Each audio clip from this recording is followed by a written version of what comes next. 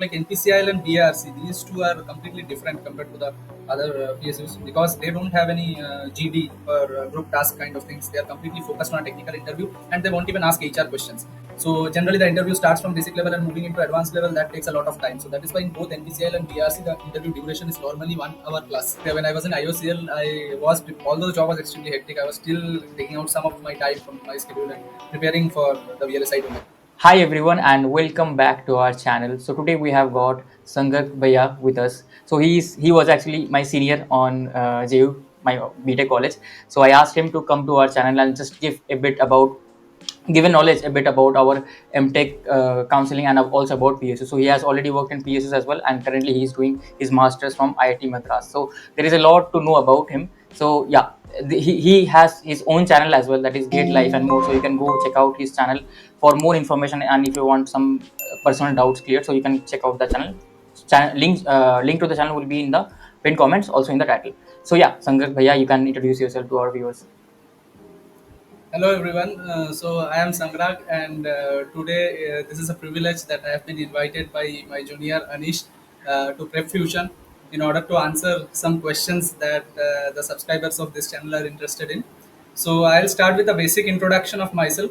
So I have completed my electrical BE degree from Jadavpur University as Anish, and after that I started working at Tata Steel, which was an on-campus placement. From there, I switched to Indian Oil Corporation, where I worked for 2 years as a grade A officer, and I got selected in various PSUs like Indian Oil, NTPC, NPCIL through my GATE score and interview scores.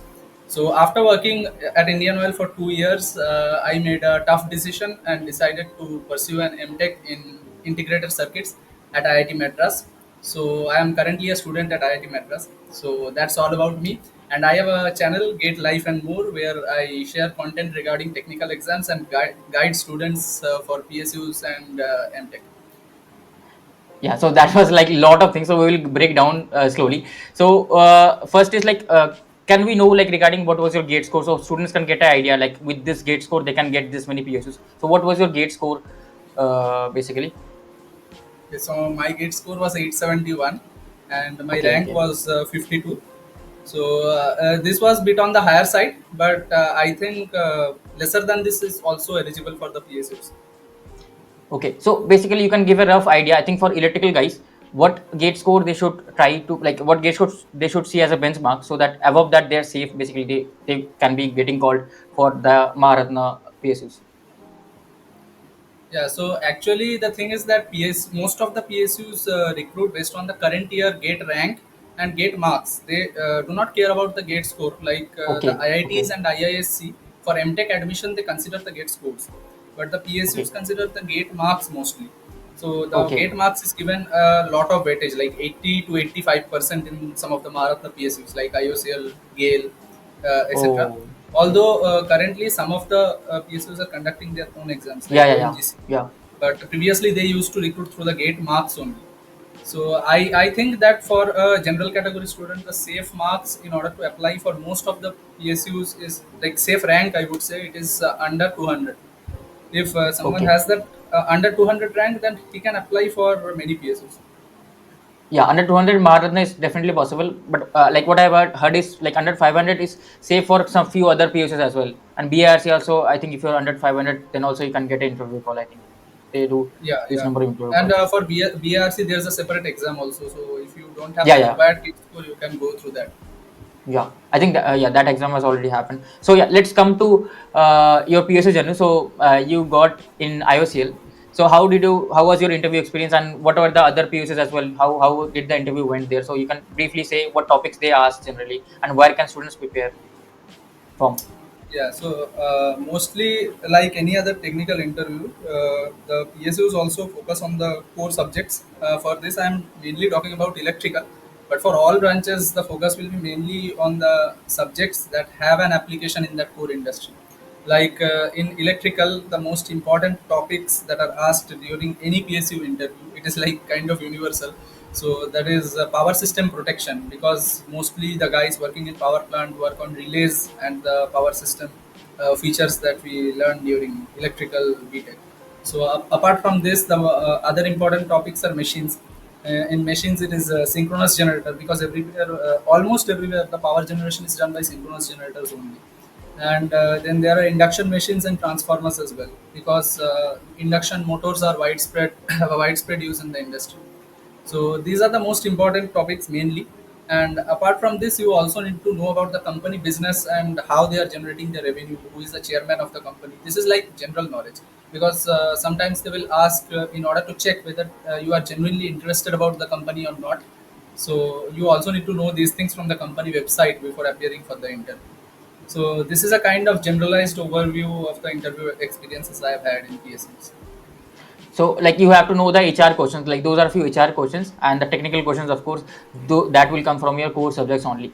So like I think different PHUs may have different duration of interviews. Like BRC takes Yeah. the interview like around 1 hour or 1.5 hour, but like few PHUs I've heard, like one of my juniors, he is currently working in, I guess, IOCL or some other company. That was like 20 minutes or like 10 minutes, like no interview. Generally it is like nothing, just no interview when it was very Yeah. less technical questions. So you can briefly talk about that. Whatever, how was your experience in IOCL and NPCIL? Those interviews, were they very different or mostly they were similar, like the duration Yeah, and all those so things? two companies I would talk about like NPCIL and BARC. These two are completely different compared to the other PSUs because they don't have any GD or group task kind of things. They are completely focused on a technical interview and they won't even ask HR questions. In BARC, the normal trend is they will ask you your favorite five subjects.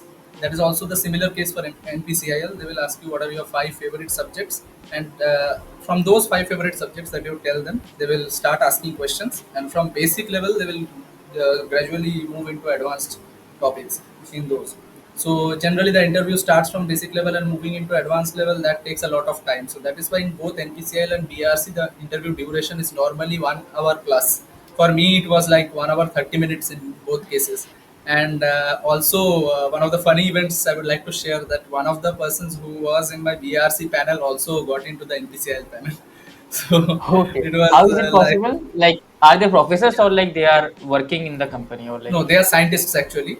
Okay, okay, So okay, okay, actually, and in the main campus, that is Chembur Anushakti Nagar BRC campus, there is also the NPCIL office there. okay, So okay, and both come under the Department of Atomic Energy. So I think they have some collabs. So due to that, some of them also come oh, into this interview panel. okay, okay. And from NPCIL also, I think they also go into BRC. So it was astonishing. So yeah, but my NPCIL interview went well, and I got selected in that. So that's all about BRC and NPCL. But apart from this, the other PSUs, the interview duration is not that much. I mean, all the other interviews I have given were of 30 minutes or 40 minutes duration. Although it was not so short, like 15 minutes, but it was like 30 to 40 minutes. Okay. And they were a mix of technical and HR questions. So I think after that, I think in the other PSUs there is GD round as well, right? So how did you tackle that? Because many students like get scared about the GD group discussion. So how do you tackle that? Yeah, so GD round is mainly about like your communication skills. So it tests like how fluently you can speak on a topic, and generally it is a kind of current affair topic. So in I used to like rehearse in front of the mirror, like talking on any random topic for 2 minutes. So this is a good practice so that you don't get nervous when you finally appear for the GD. So what happens is for in IOCL the topic was like future of oil and gas, something like that. So it was related to the oil and gas industry. But it is not necessary that you know everything that is going on in the oil and gas industry. It is like you have a basic idea that EV is coming into play. So you that was a current affair, and also you need to have an idea like oil and gas. What are the products? So carbon footprint, and our government wants to reduce carbon footprint. So you need to combine those points. Actually, in GD, what happens is they give you 1 minute time to think. They will give the topic and say that we are allotting 1 minute time for thinking. You just accumulate all the points, and after that, they let every one of the candidates speak for 2 minutes. So within that 1 minute, you need to just jot down the points, and then you just accumulate that and try to speak as fluently as possible in the 2 minutes allotted to you for speaking. After that, there's a cross question kind of round in the GD where people ask questions. If someone feels that there is something that is not right what you have said, so he will try to counter you. And one thing you need to keep in mind, that do not cross question anyone while he is speaking. So just notice the gap when he just stops, then you need to politely counter and say something in your defense. So that's the way to tackle GD, and I would suggest everyone to practice in front of the mirror or alone in order to handle GD better. Okay, so yeah, so these topics, right, EV and this oil, this, like, I also recently interviewed a recent junior of mine. He also said the same topics. I think somewhat similar topics they ask. So you just need to prepare whatever are the most like asked topics. You just search in Quora and some places, you will get to know. So most similar topics you prepare and think in your mind. These topics you will I think speak there. Okay, so yeah, so your GD went there. So after that, I think you selected, you joined IOCL. So then what happened? Like, how was the work there, and what was the journey basically in IOCL? Okay, so that's actually a diverse topic because I worked there for 2 years, but I'll try to like brief it down for all the branches. So, like, do you want a branch specific answer for IOCL, or do you want like No, my overall, I think experiences? because our viewers are from like EC branch as well, because they will not want a branch specific. So ECEE, if you can speak, ECEE should be fine. Okay. Okay, so basically, I can speak about more about refinery, but I will. I also know something of things about marketing because there are many of my friends who are in marketing division. So I'll just try to combine all those experiences. So firstly, the IOCL induction period is actually great for marketing guys, because marketing guys get a royal treatment. Like they are kept in a five-star hotel and like for 6 months or something, as far as I Oh, have heard. So and there's an induction training and everything, and then they are allotted their locations. So it's a very enjoyable period, and the company spends a lot for the training. And previously, refinery guys also used to have the same kind of training, but after COVID, it was stopped. So I was one of the unlucky guys who was directly sent to the posting locations without that. So, but I am hearing that from this year they are continuing for both divisions, like marketing and refinery. They are trying to like get them to a single location and have the training. So what happened is they sent me directly to the posting location.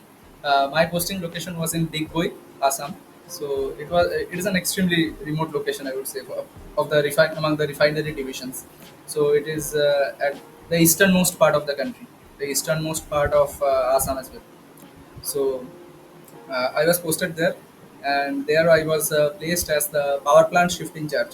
So electrical guys generally have like three kinds of roles in refineries. It is power plant shift in charge, who is in charge of the entire power generation for all the units and the downship. Number two is maintenance. So electrical maintenance is about the maintenance of motors, transformers, and the different electrical equipments that are running throughout the plant. And another one is electrical testing. So testing guys are generally for more niche kind of work. Like they work on the relays, they change the relay settings and set the relay according to the protection system. These kind of things they work on. So now I'll come to the what kind of work they do, working hours and everything. So in power plant, it was shift duty for me.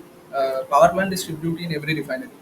So it is like you have morning, evening, and night shifts. So it's extremely hectic in the sense that you don't have like any fixed working hours if one of your okay, relievers has gone on leave. And in IOCL, it's a semi-government company, so people used to take leaves who are senior.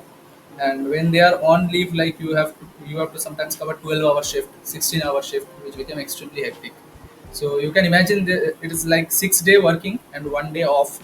But generally, it was like for grade A officers who are new joinees, so they have to work very hard. And naturally, sometimes it was like the entire month I was working 7 days a week because okay, one of my relievers was absent or was on leave. So oh, actually, I would not complain about the payment because IOCL pays overtime amount for the extra 88 hours or 16 hours you do. That's all right.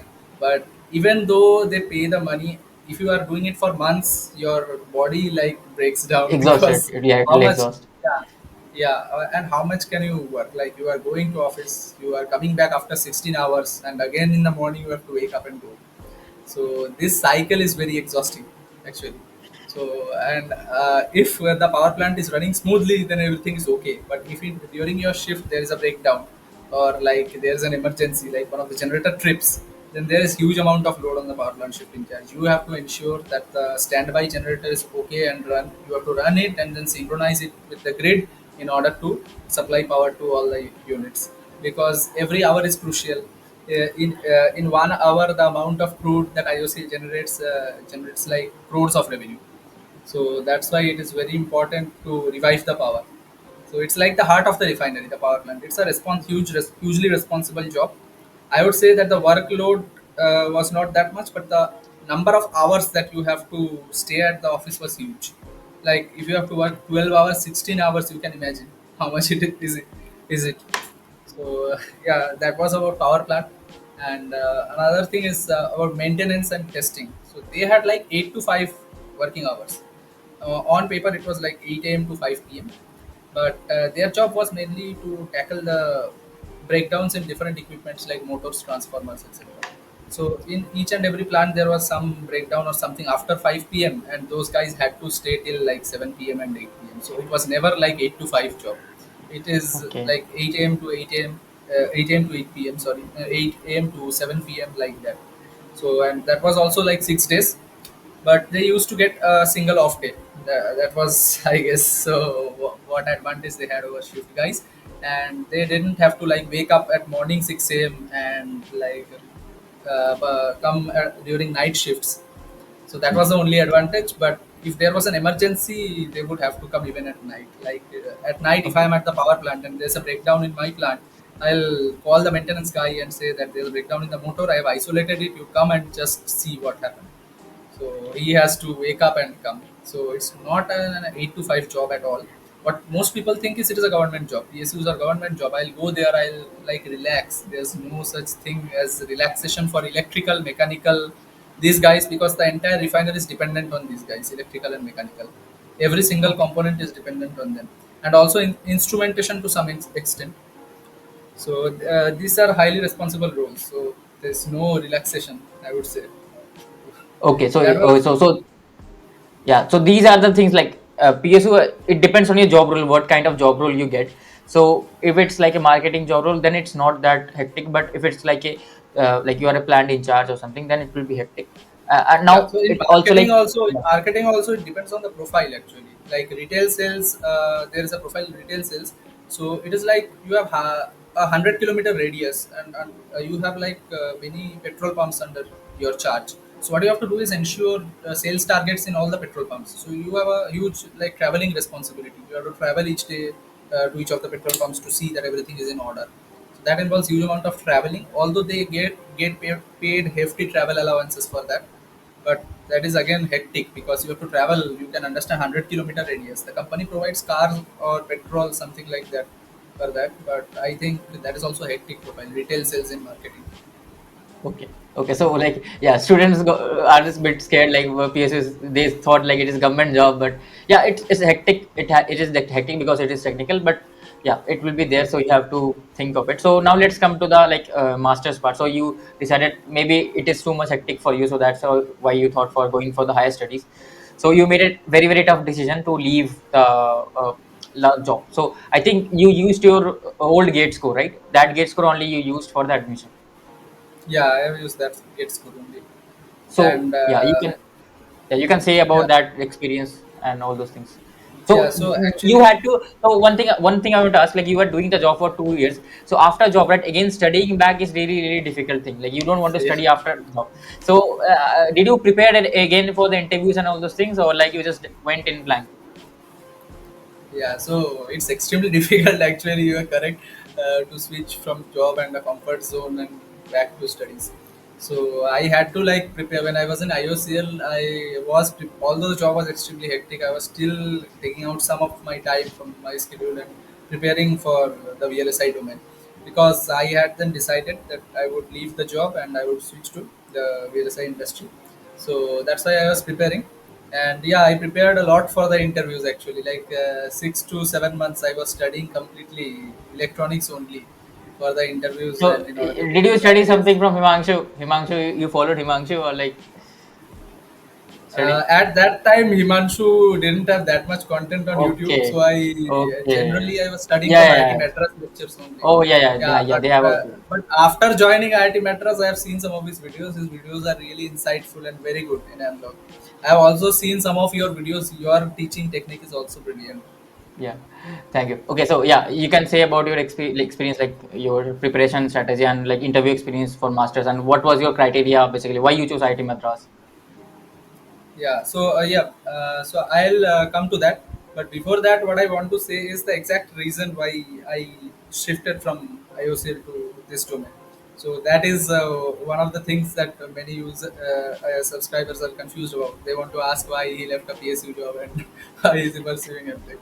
So the thing is that there were many factors. So throughout the 2 years, I had seen the entire working in a PSU, what kind of work I was doing. So the main reason was actually what I had thought about a PSU. That was not the case. I mean, my expectation was not met there. Many people might find that they find it overwhelming. They find it is very nice to stay there. But I think that the two main reasons that people are in PSUs is because of job security and the medical benefits that a PSU provides. Those two are really brilliant. But apart from that, what I saw was like I was a bit disappointed with the kind of work I was doing. It became monotonous for me after 1.5 years. And another thing is that the growth opportunities, because I am a bit ambitious about the growth opportunities in the coming years, but I was seeing that the growth and the amount of increase in the salary was very less in PSUs. And I always had in my mind that I would go to IITs or IISc to pursue an M.Tech in the semiconductor domain. So that's why I thought that if I want to do it, then I have to do it now, because like after staying there for 4 to 5 years, it becomes Yeah, impossible to leave and yeah. pursue studies again. So although it was a tough decision, I gave myself a push that do it now. So that's Okay, why okay. I came here. Okay, yeah, yeah, yeah. It's Yeah. a very tough decision. So after that, so now you can discuss like what are your criteria, why you choose IIT Madras. I think you Yeah. were selected in ISC as well, right? I think shortlisted Yes. for interview call. I Yes. think, yeah. Yeah, I got selected also in Okay, okay. yeah. But you did not choose ISC, you chose IIT Madras. So No. that's that you can talk about. Yeah. Yeah. So actually, the thing is that before coming to IIT Madras or before coming for M.Tech, I had prepared for 6 to 7 months, as I have said. So I was like, I did not know that much about VLSI domain before coming here. So I was preparing, I was searching for resources that what can I know about this domain, and what are the things that I need to learn before joining M.Tech, and what are the different placement scenarios in IITs, IISc, all that. My juniors, some of my juniors were already in IISc in different domains like AI and those, and I had no one in IIT Madras although. So I also talked to some people in IIT Bombay regarding the placements and everything. So after talking to them, I came to this decision actually. So I my top choices always were IIT Madras, IIT Bombay, and IISc. These three. So I was targeting these three actually. So I went for IISc interview, and I got selected for the ESE branch in IISc, Electronic Systems Engineering, Okay, okay, and that I got in the first round, and I was waiting for IIT Bombay ICS. My top choices were IIT Bombay ICS and IIT Madras ICS, and even because all the lectures I had seen were in NPTEL were from IIT Madras professors. Like some of them are really famous. They are like the yeah, top yeah, ones in their field. Like yeah, yeah, Janki Raman sir, everybody knows, great yeah. lecturer, Everybody, yeah. and like Nagendra sir, who Mm. is currently the Every- HOD of Electrical Department IIT Madras. Everyone studies his analog IC design Yeah, course. So yeah, yeah. so they are really great. And Shanti Pawan sir also. Some of you might know him for his analog circuits course and No, no, all of ADC. them know. Like whoever are watching this video, all of them know these teachers. All of them. Yeah, yeah. So they are really famous. So I talked to some of the guys. IISc is really great for research. I mean, those people who are interested in genuine research opportunities, IISc is a great place to go. But my goal was entirely to complete my M.Tech and like go into an MNC. So my goal was completely placement oriented. I did not want to pursue a PhD because I was already coming from a job, so I knew that I what I want. So that's why, since I am a bit more on the placement oriented side rather than research, so that's why I thought that I will go into the IITs. And although IISc placements are also great, I am not saying that they are bad. They are Yeah, I very good. think they are also. Yeah, they are very good. Yeah. Yeah, they are very good. But I also had a bias, like I need the IIT tag. This was also there, and Okay, along okay. with that, I also have a bias for the placement orientation. Like I wanted to go for an internship. If I got a PPO, that will be great. I thought all these things, thought about all these things. I talked to different guys. They said that IISc DESC department does not allow internships for M.Tech, and Okay. so that was a crucial point for me, because I was thinking if I get an internship, there's an early advantage, and that also opens a path for the PPO.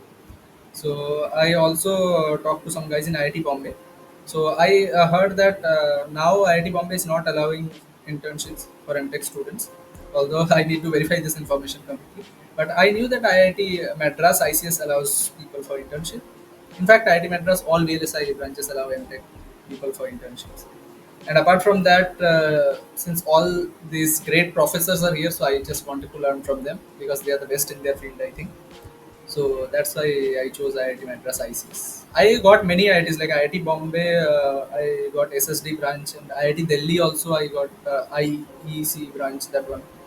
But I decided for IIT Madras ICS because I have heard a lot about this branch. Okay. So what was your like interview experience like? Do all of these IITs conduct interviews, or like a few IITs conducted, and like what was your experience for the interview? Mainly, see in VLSI domain, I can say that most of the IITs do not conduct interviews for M.Tech TA, that is M.Tech 2 years course. They don't conduct interviews. IISc conducts interviews for VLSI, ESE, EPD, semiconductor technology, all the VLSI branches. But IIT Madras, IIT Bombay, IIT Delhi, IIT KGP, all the IITs almost, they do not conduct any interviews for M.Tech 2 years course in VLSI domain. Okay. So, but they do conduct for M.Tech RA, I think. 3 years course they do conduct. Also, like one more Yeah. question I had is that ISC, do they have any written test as well, or just it is just the interview for the VLSI branches? No, in IISc there is a written test also for VLSI So, branches. so First, from where first and they second. ask like what is the like topics? Gate syllabus is enough, or like you have to prepare a bit different? Okay, so actually, what happened with me, I will share my experience in IISc. I thought that what I have studied in GATE is sufficient for that test, but it depends on the paper actually. IISc sets a very peculiar kind of paper. It covers a diverse range of topics. Like some questions were from class 12 physics, we had learned SHM and those mechanical systems. Ah, So one or simple two harmonic. questions were Okay, yeah, one or two okay, questions were from mechanical systems, okay, and some were from digital electronics, some were from engineering mathematics. There was a huge focus on engineering mathematics. So okay. it was like that. It was a mix actually. There were some questions from electronics, some from mechanical systems, one or two. You can omit one or two questions. That's not a problem. And, the rest, I saw a huge focus on engineering mathematics as well. So it's not that you are going for an electronics interview or electronics test. So you will omit like engineering mathematics or what you have studied during your BTech. So I think that GATE syllabus, if you have a good hold on it, you will ace the exam in IISc for these branches. And like, do you need to really score well, or if you even score average interview call, anyways you get? Or is there It like any? depends actually. Is there a weightage Yeah. between the written test marks and the interview, like and the gate score, or after getting selected for the interview, there is no nothing? I mean, no weightage in the gate score, just the how you perform in the interview. I exactly don't know about this, but as far as I know, even after getting selected, like you are getting selected on based on your gate score. After that, you have to appear for the test. So the test is like another criteria, and after that, you have to clear the interview. So I think it's like a combination of all those that decides Yeah, finally whether you are because selected or yeah, not. like basically, I have also asked few of my friends and juniors are also there and seniors also. It is like it is a bit vague. They don't specify exactly. It is written over there 15% weightage or something, but it is bit Yeah, vague actually. They don't clearly mention like sometimes. So yeah, yeah. okay. So after that you got selected. Then interview I think was totally electronics related, right? Whatever interviews you No, got. but Okay. surprisingly, it is not entirely electronics related because it is Okay. IISc we are talking about. Yeah, Okay, okay, so okay. So they asked there's a mathematics, huh? detail. They asked mathematics or something, those things, huh? Mathematics I haven't heard till now. from all the interview experiences I have Okay. had to hear. But I have Uh, seen few experience, but I have seen like they are asking few basic graph questions, all those things, mathematics I have seen. yeah, So they yeah. can ask from that surely, and like they will go in depth on any topic that they are masters of. So like in Okay. my panel there was a professor who was probably somewhat specialized in power electronics or something. So he was from electrical as far as I could guess, although I'm not sure. So he asked me that the first question was, so you have learned communication, so I'll start with communication. So I was a bit startled that I am here for an electronics interview. I have prepared analog digital, but I don't know that much about communication because I am an electrical guy. And I had like 2 years industry experience in electrical. I had mentioned that I was working in IOCL, So but still, I don't like know they have why seen it or not. why did they tell you you have learned communication? Because you are from electrical, right? So why? Yeah. So I don't know whether he knew or not. So he was like, "You are from EC, so I'll start asking from communication." Oh, okay. I said, "Sir, I have a BTech in electrical. I have worked 2 years in Indian Oil, so like I am a bit in touch with electrical topics and analog digital, but I don't know that much about communication." So he got excited listening to that. You are an electrical guy. Let's start with power electronics. So he hit right at the toughest subject of electrical engineering. So Okay. yeah, then he started asking about rectifiers Oh, and what kind of okay. switches we Yeah. use, and he Uh, used to modify the circuit and then ask again like that. So, but one thing I saw there, and after that they also asked analog and digital basic questions. But one thing what I saw there was no formula based approach. Everything that they were looking at was whether I was able to explain them correctly or not. They were asking me about the circuit, how this is working, why are we putting this component here, if we remove this and do this then what will happen. There was nothing formula based like write the equation for this or write the equation for that. They are not going in that manner. They are looking at the approach at how you explain them. okay. Basically, it's like mainly conceptual. Mainly, it is conceptual. Yeah, yeah, Okay. Okay, so let's wrap up. It's been in almost half an hour. So, like for the students who have like who are getting a gate rank around 500 to 1000, what are your best suggestions? Who are getting a rank under 100, obviously they will get the best choices that they have already heard. For the students who have a bit lower gate score or lower rank, what should they do to optimize their chances? Like what I can say, what I know is they can apply for the M.Tech RA programs. There they can get selected to the interview, so they can prepare for the interview from now onwards. That is my suggestion. You can also add on your suggestions. yeah. M.Tech RA program is a very good opportunity if you really want to pursue like a research oriented course, because the course load is less and you mostly work on projects in M.Tech RA programs in like all IITs. So it is a very good opportunity, and although it is 3 years, the placement is exactly same as the M.Tech TS. So there's no need to worry about placements also. So if you are like want to pursue a degree in this field, VLSI domain or something specialized, you can certainly go for M.Tech RA. But it requires a bit of preparation before the interview, because they will ask related to your BTech projects and all the things you write in the SOP, because you have to submit something like an SOP before appearing for the interview in M.Tech RA. So yeah, for 500 to 1000 rank, M.Tech RA is a great option. Apart from that, also I would also suggest that some people are still interested in going to a PSU or getting a government job. They can prepare for the separate tests that the PSUs are conducting now. So that is also a great opportunity if they want to get an experience there. Yeah, yeah, that is also a very very good opportunity. Also, like we have, they can also join NITs. Like if they are not getting IITs, the top NITs also have the good placement. So if they really want that, they can also join NITs. That is also another Yeah, option, I would say. NITs are also very good options, and I have heard that in some of the NITs they have like a 1 year internship option. Yeah, So yeah, that is yeah, also yeah, very good because you are getting an entire 1 year experience in a company along with stipend. And mostly, if you work that amount in a company, they will give you a PPO generally. yeah, yeah. So yeah, the Okay. top NITs like NIT Trichy, Surat, Warangal, they are very good Yeah, yeah, options for impact. yeah.